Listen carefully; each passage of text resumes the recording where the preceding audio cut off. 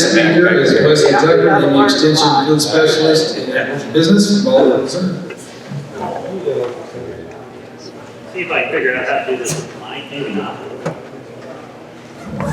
All right, so I told you I'm going to be loud with that mic on me. All right, so I'm going to do a couple of things real quick. So I am going to talk to you about market prices and cost of production. But real quickly, I want to show you a new tool that we have created called Feed Stuff Finder, and I think it's really timely given the situation we've had with drought. I know for myself, I have received truckloads of hay from 3 different states already, right? So I don't know how desperate you guys are around here, but the reality is there's a lot of different places that you can go to find hay and commodities, and so we've tried to create a one-stop shop where you can go and find stuff available to buy, or if you have feed the list for sale. So it is called Feed Stuff Finder. Do not Google Feed Finder, because Feed Finder is a online website where people can go to find places to breastfeed.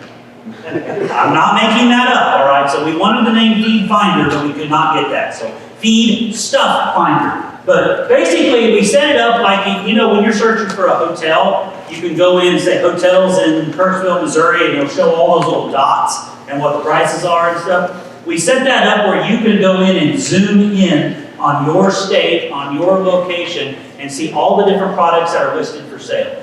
Over here on the left-hand side, it will list them out, or you can look at them on the map. You can also filter them across the top. So you can click on, hey, I'm only interested in looking for soil pellets, or I'm only interested in looking for baleage or dry hay. And so you can click on those. You can even sort those by price or by miles from me, and it will change the map, of course. But we tried to make it just as user-friendly as we could. If you click on one of those dots and ask for it, click on and say View Details, it will bring up everything that the person listing it for sale has put in there. Hopefully, it has, like this one, 100 bales, large round bales, 1,200 pounds, $65 a bale, located in Mumford Hall. Obviously, that's a made-up, right? Because that's on campus, all right? But that's the point being. We're trying to encourage producers to put more information in there, nutrient analysis, all kinds of things like that. And we've also created a delivery cost estimator.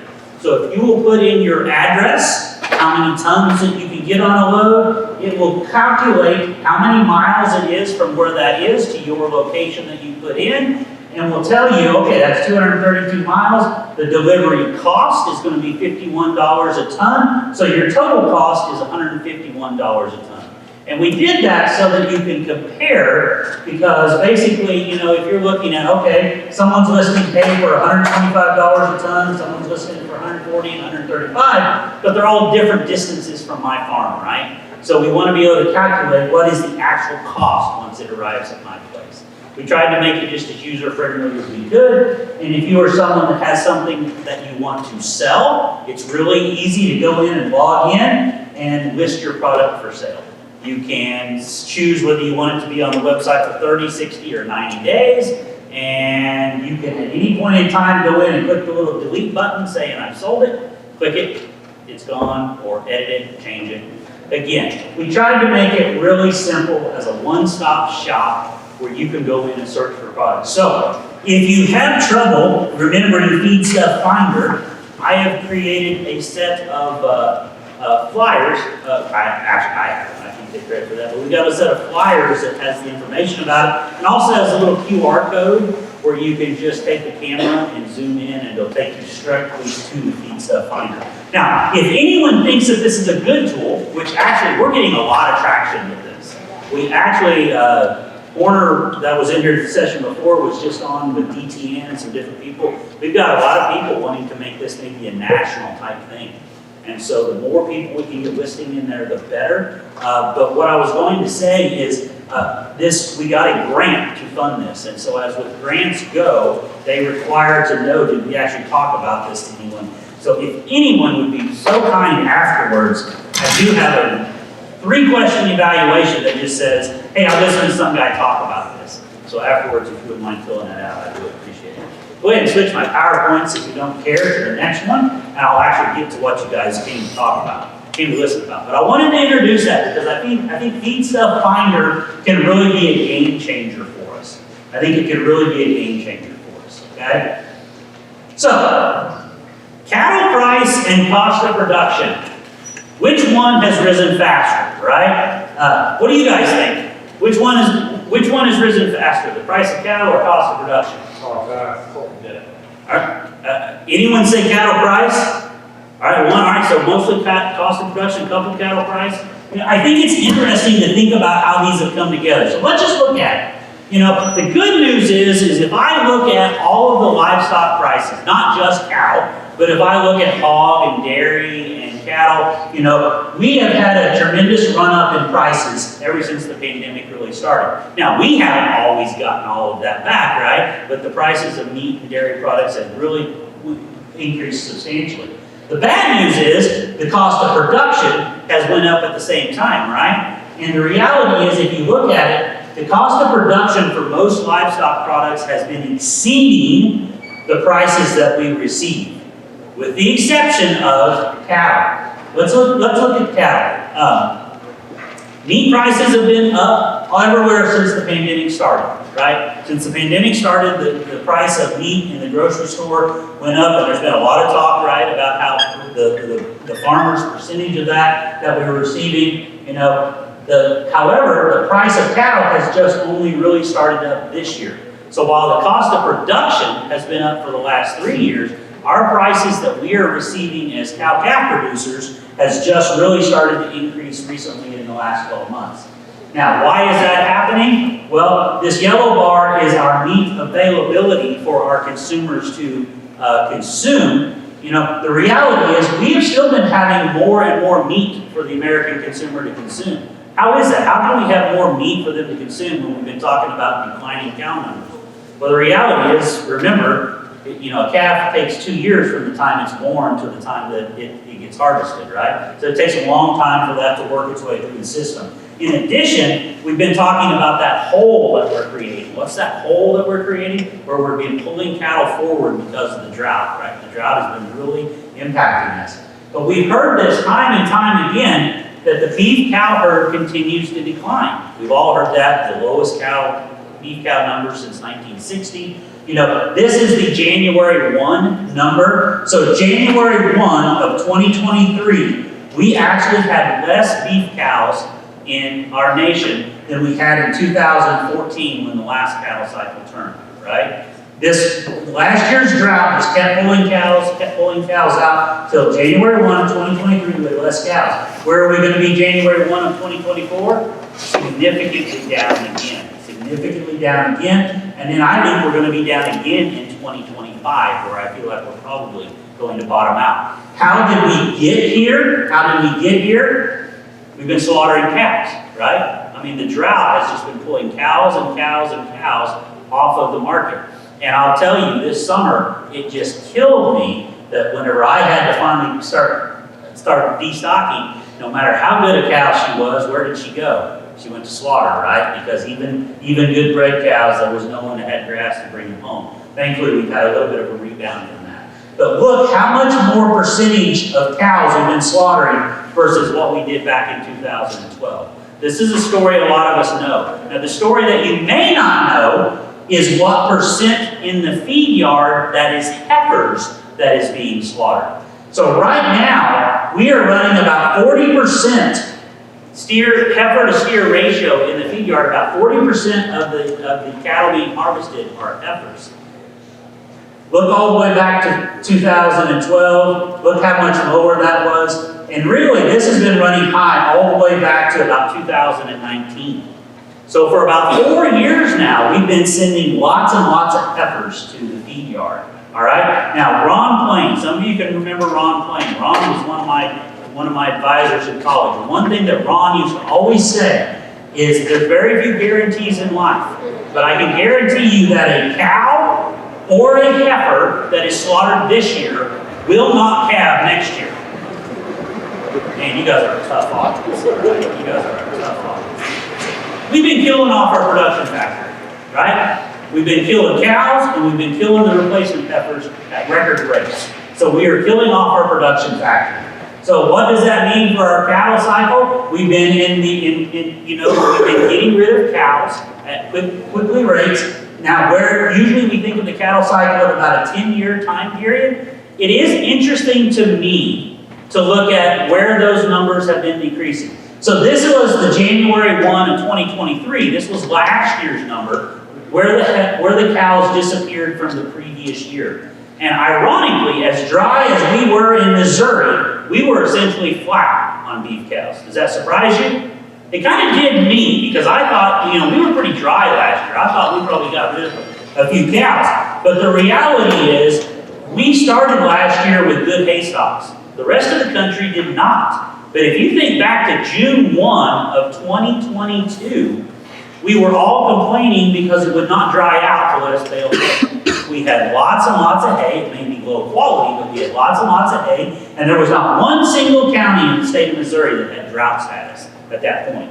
Now, how quickly it changed during the summer and into the fall, right? And that's what's made this year so difficult for us, is essentially we've had an 18-month period of dryness. And so last fall killed us, and then coming into April when it was cold and dry and the grass just never started was what really hurt us. But the drought has been primarily in the Great Plains for the last couple of years and had just continued to move further east into us. So we are actually seeing decreases in prices, in not cattle prices, in the prices of what we're paying. So the yellow bar being our corn, look at this year, corn has trended to go lower. And I always think it's interesting when I come north of the river versus south of the river, whether someone thinks cheap corn is a good thing, right? So south of the river, cheap corn is a desirable trait. North of the river, unfortunately, cheap corn is not necessarily a desirable trait.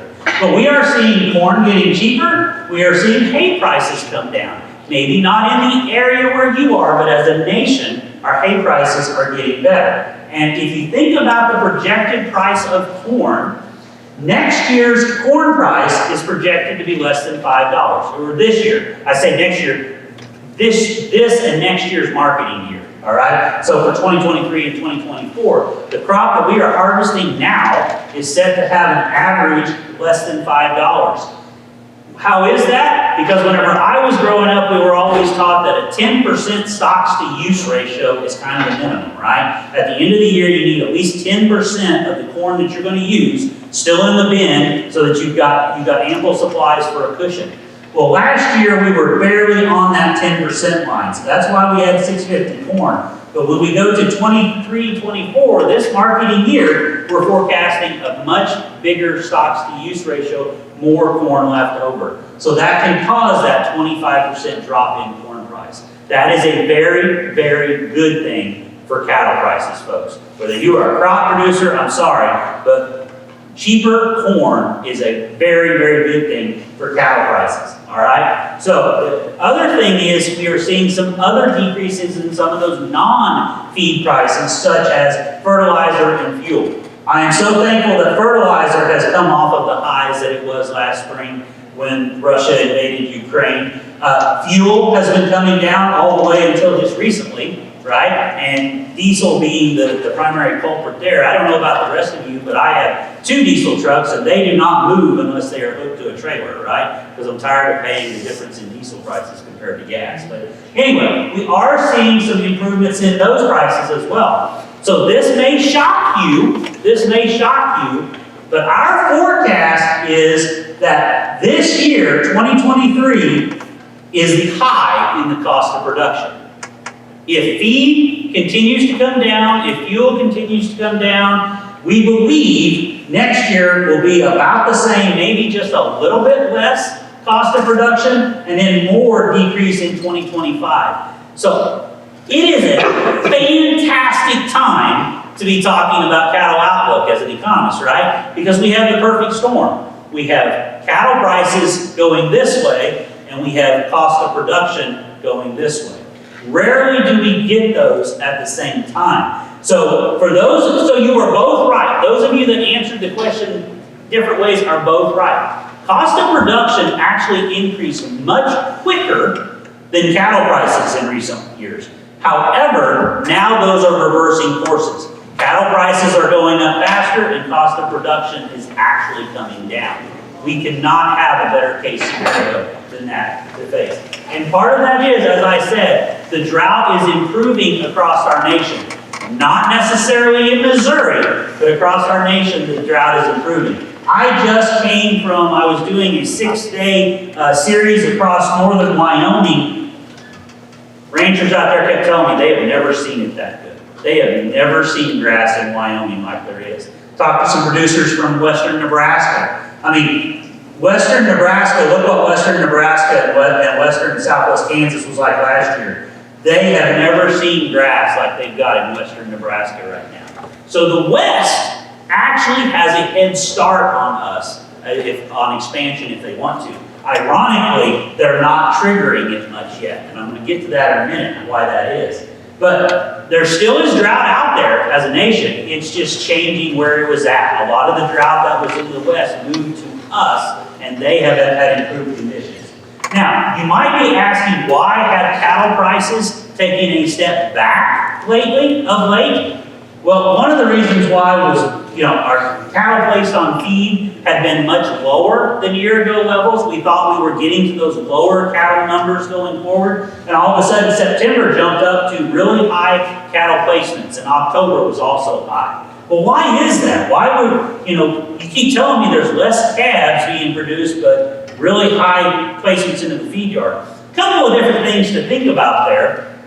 One is, this fall, most people didn't have a lot of good forage to turn them out on because the drought was still in certain areas here in the Midwest. There wasn't a lot of wheat pasture, there wasn't a lot of good pasture to turn cattle back out on, as well as prices were just really, really high, right? Remember that heifer number that I showed, 40% in the feed yard is heifers? The prices were so good, people said, I'm going to cash in and I'm going to take advantage of this. So a lot of people went ahead and put cattle in the feed yard that might have kept a few more of those back, or they might have turned those out to make them long yearlings. They went ahead and put them in the feed yard, and what does that mean for the next 6 months? Believe it or not, that means we've got ample numbers of cattle in the feed yard for the next 6 months. All right, so this is the red bar is the 2023. We've got the more in cattle in the feed yard than we had last year, and back up to where we had those really high numbers in 2021. We got a lot of cattle in the feed yard right now, so we've got plenty of cattle to meet our demand. So that has caused prices to back off a little bit. What does that mean long term? We're pulling that hole further back, right? Pulling that hole, digging that hole a little bit deeper. The hole still exists, and eventually we are going to run into significantly less cattle to be able to place on feed. We're just digging that hole a little bit deeper, and that means that price is going to be a little bit better further out. We just got to wait a little bit longer to get there, all right? And so it's interesting to me, so this is the 2024 estimate for, I still say fat cattle, I'm not politically correct, but finished cattle, right? Finished cattle price. Look at where we have been for the last 6, 7, 8 years and how progressively this thing has went up, and look how high this is going to get. It is interesting to me that every time I do one of these presentations and every time I go in and update the slide deck, this forecast seems to get higher. Again, we are digging that hole deeper. It's just pushing it a little bit further out, but that hole is getting deeper and actually causing this forecast to get even better looking out into the future. Now, don't think that it's not without risk. So occasionally I have people come back to me and they say, okay, I'm going to come back to you in 12 months, and if price isn't that high, I'm going to charge you the difference, right? It looks really, really good right now, but it is not without risk. There are some things on the horizon that scare me. One is our consumer spending. If you think about how things have happened since the pandemic, the green bar is disposable income for our American consumers. The black bar is our personal consumption. When the pandemic happened, what did we do? We pumped a lot of money into people's pockets, so we increased income, but we told them, you got to stay home, you can't go outside the door, and you can't spend anything. So we gave them more money, but they weren't allowed to spend anything. When we started coming out of the pandemic, they reversed course, and suddenly their spending went way up and their income went way down, right? Because we started withdrawing some of that government stimulus. And so that basically created the situation of inflation, right? Inflation basically is too few money chasing too many goods. And so basically it creates, I said that backwards, I'm sorry. Too much money chasing too few goods caused inflation to happen and caused things to get more expensive. Now, the American consumer has been amazingly resilient to pay more for beef even with higher prices. I mean, when I was in college, I was taught the substitution effect, right? If pork and chicken is substantially cheaper than beef, then consumers will substitute and they'll buy the cheaper product instead of beef. However, I will argue that the American consumer in the last few years has become much more resilient to price shocks, and the demand for beef is actually becoming more inelastic. And they are actually choosing to continue to choose beef even at higher prices while they have cheaper options at their disposal, all right? But they've decided that, this is great, guys, they've decided they like beef and they're willing to pay for it. The only problem is they can do that as long as they can afford to, right? This is unemployment. Unemployment are at record low levels, right? So as long as we stay at low unemployment, as long as the economy continues to crank, they can continue to do that. If the economy was to stub its toe, we keep starting to see that the Fed is creating more of that soft landing that we wasn't sure if it could happen. But if the economy was to stub its toe and incomes were to drop substantially, that substitution effect might start coming back into existence, okay? So keep that in the back of your mind. The other thing to think about is not only domestic spending, but also exports, all right? So as our dollar has been very valuable, right, compared to the international scene, you know, that affects the value of our exports, right? So we've had more expensive beef at the same time that we've had an expensive dollar. So what does that cause? Well, January through August of this year, you know, the value of our exports is down, and in particular, I guess I've taken that side out, in particular, the value of beef exports. The value of beef exports, I think January through September are down 18%. So again, other countries have not been able to afford our beef quite as well as they are today. And we definitely live in an international market, right? So if something happens with exports, when exports go down, then the American consumer has to eat more of that or the price needs to drop. So keep in the back of your mind, I do want to show this slide. I think it's kind of interesting to show. This is the countries that import beef, all right? So countries that import pounds of beef. The black bar is Japan and South Korea, all right? The green bar is us. Everyone always gets surprised that we import as much beef as we do, but we import low quality beef and we export high quality beef. The yellow bar is China, Hong Kong, and Taiwan. And if you will look, for many, many years, that part of Asia imported basically no beef. They ate mostly pork. They didn't import much beef until about 10 years ago with several things with PSA, or the African swine fever disease and different things like that. They started importing beef, and now look how much beef they import. They now import more than the rest of the world other than us and Japan and South Korea. China imports more than the entire rest of the world imports. So I throw that out to say, you know, I think on an international stage at which we find ourselves, trade negotiations and trade wars, and if anything was to happen with China and Taiwan, you know, how does the Russian-Ukraine war go? Does China make any moves towards Taiwan? Different things like that. If we started having sanctions against China, everything changes, all right? So just keep that in the back of your mind. So we do have to be concerned about the domestic economy and consumer spending. We also have to be concerned about international trade and what happens with the value of our exports. We also have to realize that, and I'm checking my phone just to check my clock because I set my timer. Don't worry, I'm not texting. But Australia has now recovered from their drought. So the yellow bar is Australian number of beef cows, the black bar is Australian beef production. All the way back to about 2012, when we came out of our drought, was when Australia was heading into their drought. So they have lost a ton of beef cows over the last 10 years. They have now rebounded in the last couple and are growing their beef herd. So when we have a more expensive product here, that encourages other countries to send that product here. So it's going to have some impact on imports as well.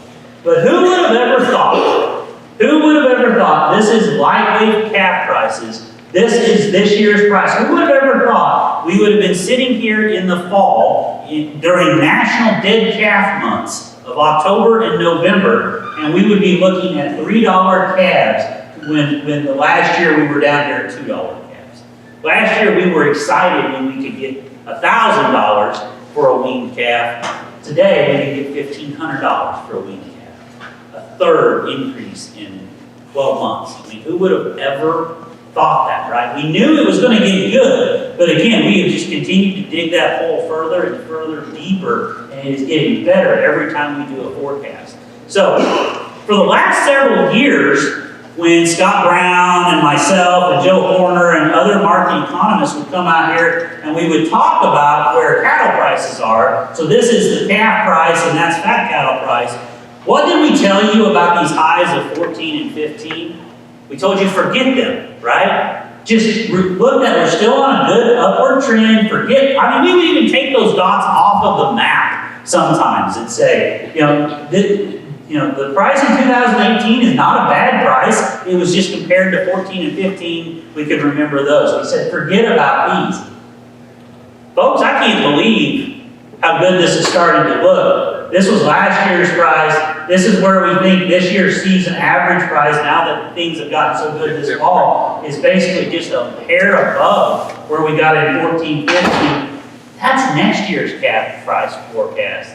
That's 2025. Oh my lands. I said it's never been a more fun time to do cattle outlook presentations. It's never been a more fun time to do them. That looks phenomenal. Now, I do show to remind us, and this is why I said about corn price earlier. So again, calf price is the black bar, fat cattle price is the red bar, the yellow bars are corn price. Why were we able to get calf prices so good in 14 and 15 when fat cattle prices were not as good as they are today? One reason we were able to get that is because corn in 6 months went from $7 a bushel to $4.50 a bushel in 6 months' time. So it's really important that we are having a bigger corn crop this year. That is what is helping push calf prices higher. What is our corn crop going to be next year? And what kind of yields are we going to have? If we can continue to lower the corn price, it can be unbelievable how high we can push these calf prices. But if next year, if we get a lot of substitution from corn to beans, and that's one of the discussion of, are we going to have people, because cost of production on corn is still a little bit higher, is the renewable diesel going to continue to push diesel prices higher? If we get change of acres from corn to beans, and we lower our corn production next year, then that could have some dampening effect on this. But I throw that all in to say corn price matters. For those of us that are selling calves, corn price matters, and it matters a lot. But this is LMIC's, which is the Livestock Marketing Information Center's forecast for profits for cow-calf producers over cash costs. Now realize this is not total cost, because we economists make you account for things like labor and interest and some of that stuff. But returns over cash cost, in 2014 we topped out at about $535, all right?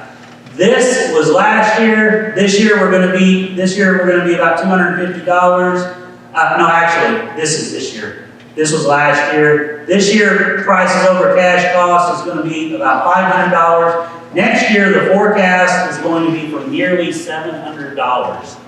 Nearly $700 profits above cash cost. That is phenomenal, folks. That is just absolutely unbelievable phenomenal. Again, their forecast. Don't come back next year if it doesn't happen and say, that's what you said. But I'm going to say, well, that's what LMIC said. All right? So,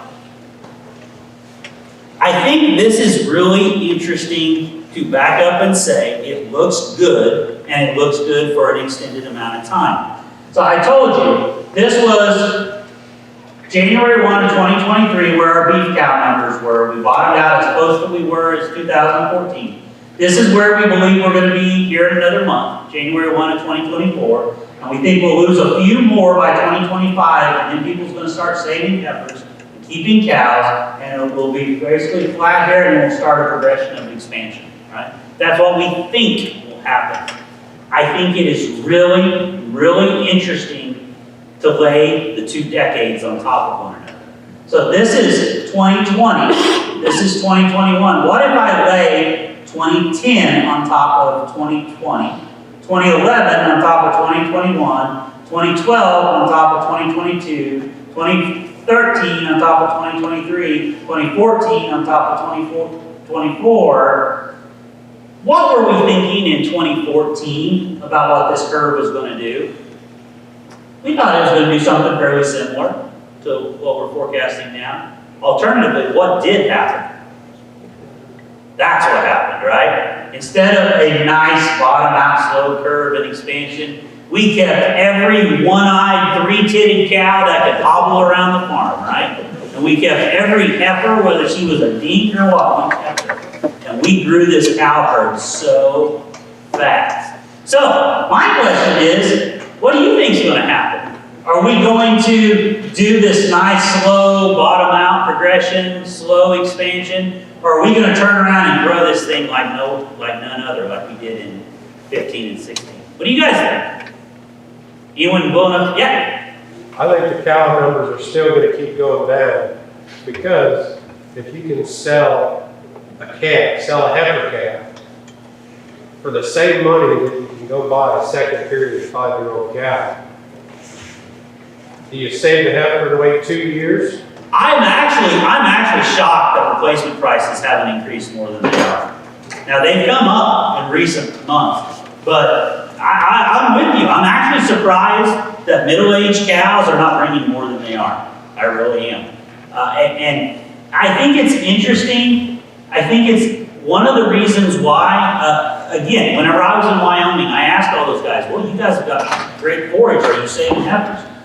No, for one reason, I can get $3 a pound for those little girls, I'm selling them. And the other reason is my cost of production is just so much higher right now, right? My cost of production has been so high. So I think there's a reluctance to make much expansion until we see, is this thing really going to hold? The other thing is, I think, is psychologically. How many people in 2014 went out and paid $3,500 for some cows, or saved for some $1,700 effort straight off the cow, and 2 years later, they were worth half what they'd give for them, right? And how many people's like, man, I never should have done that. Or if cows get back up to 2,000, I'll downsize a little bit. How many people, we had a lot of people that had never had cows that got into the business, that went out and bought some cows, all right? I think that is still psychologically still fresh in everyone's mind, and I think people are going to hold on a little bit longer to see if this thing is really going to hold and be as good as we think it is. The other thing is, as I said, the drought in 2014 and 15, the drought completely disappeared from the entire country. The drought got perfect, corn almost dropped in half, the conditions were perfect for expansion. I'm still a little concerned. I think, like I said, I've taken the one graph out there. I'm a little concerned about what happens to us in Missouri about the drought this coming year, because often it seems to happen in threes, right? So we had 2022 was a bad year, 2023. I'm still nervous about what happens this coming year. But I think maybe it's just statistically a oddity, but I think it's so interesting to lay the 2 decades on top of one another and think about what's going to happen with this. The other thing that I think that will possibly make this a little bit slower is I stopped whenever I was doing drought meetings this summer. I stopped and took a picture of my neighbor's pasture. So I'm far enough away from home, no one knows my neighbor. But I took a picture of his pasture. None of you in this room did this, I'm sure, but how many of your neighbors grubbed their grass in the ground this year? You know, they come through last winter using all their hay supplies. And again, April and May killed us this spring, because April and May were so cold and so dry that our grass just never had a chance to really get started, but we were out of hay, so we kept grazing it. I mean, that is literally buck brush clumps. Those cows, I didn't believe I could make cows eat buck brush, but they ate the cows out of the top of that buck brush, that person did. So, I didn't think we could kill fescue, but we did. A lot of people killed fescue, and I think it's going to be really hard for us to expand until we get some rejuvenation in some of these forages and get some of these pastures built back. I think some people are going to try to expand too quickly before they have their farm built back up, I think. Yes, ma'am? How do you think the El Nino is going to play into that? Oh, how do I think the El Nino, I get confused with the different acronyms. You know, my problem with that is they told us all summer long we were switching and things were going to improve for us, right? And it just never had. Now, is the weatherman going to be right and is it eventually going to improve? Let's hope so. Let's hope they're right. Because they've been telling us it was going to switch. And again, I get confused. Is it switching from La Nina to La Nino or whichever one it is that brings more moisture to the Midwest and better temperatures? You know, they've been telling us all summer long that was going to happen and it just never did. So hopefully, maybe it's finally going to be right, and we'll get a good winter and a good spring. But great question. I hope they'll finally get it right. But I think this is going to have an impact on us. Yeah. What about land use change? Land use change is a factor, right? I mean, with high corn and soybean prices, we've ripped up a lot of grass and we've planted a lot of crops on some of this. I think it will be interesting to see as corn gets cheaper, do we get some of that coming back to pasture? Doubtful. Really doubtful. Once it gets ripped up, it's really slow to get it put back. And I think this renewable diesel has the potential to be just as big an impact on the market as ethanol was on corn. You know, and so when you start looking at how political this becomes, and the idea that California and Oregon and Washington are really trying to create the situation where they want the renewable diesel, that doesn't have the same impact on the environment and all of this stuff, the credits, and when they start trading credits, I think we can have some expansion of some soybean acres here in Missouri as well. So it's going to be really hard to get that to go back to grass. One more question, I got to get going. How big of an impact do you think it's going to have on the beef market for the dairy switching over to crossbreed? You know, so that's a really great question. And the beef on dairy, it is getting to be a really big deal. I mean, because they can really hone in on those, with sex semen and everything, and they can really hone in on those genetics that will make good beef dairy crosses. However, it's not going to suddenly put tons and tons more beef on the market, because realize we were already slaughtering those calves. We were already slaughtering those steers, but we're changing the mix of them. We're improving, we're putting a few more steers as we use sex semen, a few more steers versus heifers. But what we're really doing is improving the quality of those cows. So it's putting a little bit more quality beef on the market, but we were still slaughtering those calves anyway. They're just changing what those calves are. So does it change it a little bit? Yes. Does it have a little bit of an impact? Yes. But it's not like suddenly we're going to get 5 million more calves hitting the market that were never there before. But great question, because it does have an impact. But last thing I want to show with this, so come on. When I think about this and I think about where we are at from a forage standpoint, and people wanting to expand or whether they choose to expand. The other thing I want to show, this is LMIC's forecast. So that previous forecast was our university forecast. This is LMIC's, the Livestock Marketing Information Center. They had a third bar there. So they had the lightweight calf price, the heavy feeder calf price, and the fat cattle price. And one of the things that I want to point out is look how narrow that spread is between the 5 to 6 weight calf and the 7 to 8 weight calf. Has anybody sat in the sale barn lately and seen just how valuable a heavy feeder is compared to calf price? There's not much of a price slide, right? That's because of two things. That's because one is with high corn, with high feed price, the markets tend to want to buy a heavier calf rather than buy a light calf. When feed is really cheap, They buy a little calf and they put him in the feed yard and feed him for a longer time. When feed is expensive, they buy a heavier calf and put him in and finish him. And they push more of that outside of the feed yard game, right? The other thing that's changing with this is that when you think about, if I'm a buyer and I'm going to buy a 500-pound calf, if he's worth $750 and I buy an unweaned calf, I'm taking a risk that he may get sick and die. I've got a little bit of risk. I paid $750 for him. But now, if that calf price goes to $1,500 to $1,700 for that same 500-pound calf, I've got a lot more risk of him getting sick and dying. I've got more money exposed. And so this fall, it was not uncommon to see $250 difference between a weaned and an unweaned calf. And the market is really choosing to say, we want you to put more gain on those cattle outside of the feed yard. We want you to grow those calves bigger before you send them to us, right? And so I think it becomes interesting to say, especially if my forage is like this, will I make more money running 50 cows, or will I make more money running 35 or 40 cows and backgrounding my calves bigger?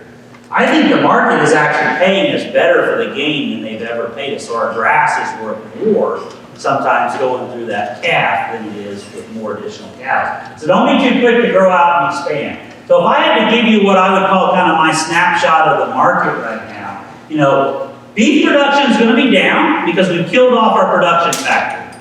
We really have killed off our production factory. For the first time since 2015, the consumer is going to have less beef to consume. All right?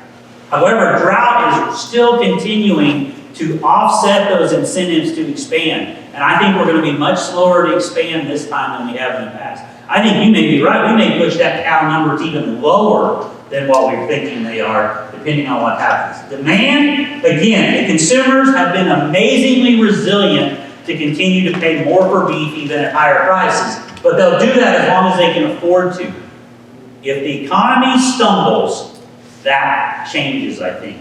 And I think we have to be concerned about our exports. Exports are down, and they're going to continue to be down as we put prices higher and as we have a stronger dollar. The risk that I see, tell me what's going to happen with the weather, tell me what's going to happen with the domestic economy and exports. There's risk out there, but again, it's never been a more fun time to talk about this. Now, just real quickly, I've got about 7 minutes left. And I just want to challenge you to think about, when you think about, I've talked to you what we see as cost of production, but I want to challenge you to sit down and take some time to think about what your cost of production is. Because I think we're really going to have a separation of producers right now. I think some things are going to get cheaper. Feed is going to get cheaper, hay is going to get cheaper, fertilizer has come down, but unfortunately there's a lot of non-feed costs that aren't going to come down. They're not going to lower the price of a tractor, right? But once those things go up, those things don't come back down. Land and rent charge, once those things come up, those things very rarely come back down, right? So we've got a lot of non-feed costs that are going to be very, very sticky. They're going to be difficult to come down. So I think when you think about, am I a producer? Am I a low-cost producer that can keep my cost of production in check? Or am I someone that depends on a lot of iron, a lot of fertilizer, a lot of labor? Labor is not going to get any cheaper, right? It's going to get harder and harder to find agriculture employees, and that labor is going to continue to get more expensive. So the more dependent I am on lots of inputs, I think it's going to be very hard to get your cost of production to come down as low as someone else that's doing a good job with their forage, that's managing their grass, and keeping their cost in check. So I really want to challenge you to think about what your cost of production is. And I had more slides here than I'm going to have time, but I think it's interesting to look at the different segments, different parts of the country, and to look at what the cost of production is. You know, our budget that Zach and I just created about a month ago, you know, we're forecasting total income, gross income at over $1,600 per calf, but total cost of about $1,700. Now again, I told you, we economists make you account for labor. That's got about $150 of labor in there. That has got about $350 to $400 cow replacement cost. That's the, other than feed cost, that's the second biggest thing that you have in your budget. What's it cost me to replace those cows, right? And so if I'm going to save some heifers or buy some replacements, what's it gonna cost you? You know, it costs you to own that grower. And that's about $400 a year to what it takes you to own that grower. So if you just go to our, you can go to our budgets, just Google University of Missouri Extension budget and show this. But that $700 that I was showing was above cash cost, right? That was the profit forecast above cash cost. If you include everything, if you include your land charge, you include your labor, you include interest, we haven't even talked about interest, right? We have not had to worry about interest for a long, long time. But today, interest is a huge chunk of our budget, right? I was just doing a cattle share agreement in a previous session. And I said, what do you guys want to put in for interest? And they made me put down 9%, right? There's a huge difference if my budget is 9% interest or if it's 5% interest that we've been able to enjoy for a number of years. But anyway, just to think about that, you know, think about what my budget is. I want to challenge you. Take your Schedule F, realize that 1 year of Schedule F doesn't really show whether I'm profitable or not, right? Because I could have prepaid fertilizer, I could have bought a new tractor to put on depreciation, I could have done a lot of things. But I want to challenge you to take 3 years. Take 3 years of your Schedule F, and if you want to spend just 1 minute, take line 33 and divide it by your herd size. That'll give you your cost per cow, all right? But again, I don't get to sell a calf on every cow, so maybe I take a few more minutes and I look at each one of these items and I divide it by my herd size. But what I'd really try to get you to do is take an hour, take those 3 Schedule Fs and look at each one of these lines and divide it by your herd size, divide it by your calves sold, and then by your pounds of beef. Because I think it becomes interesting to say, do we figure our cost per cow? Do we figure it per calf sold or per pound of beef sold? Right? Because those are very different numbers. Those bring in what was my conception rate, what was my death loss. It will be different if I'm selling 500-pound calves versus if I am backgrounding my calves and selling 750-pound calves. But this will allow you to get an idea of what your cost of production is. That bell says I gotta shut up. So, questions, real quick. Yes, sir. In the last session, they talked about having a separate bull pasture.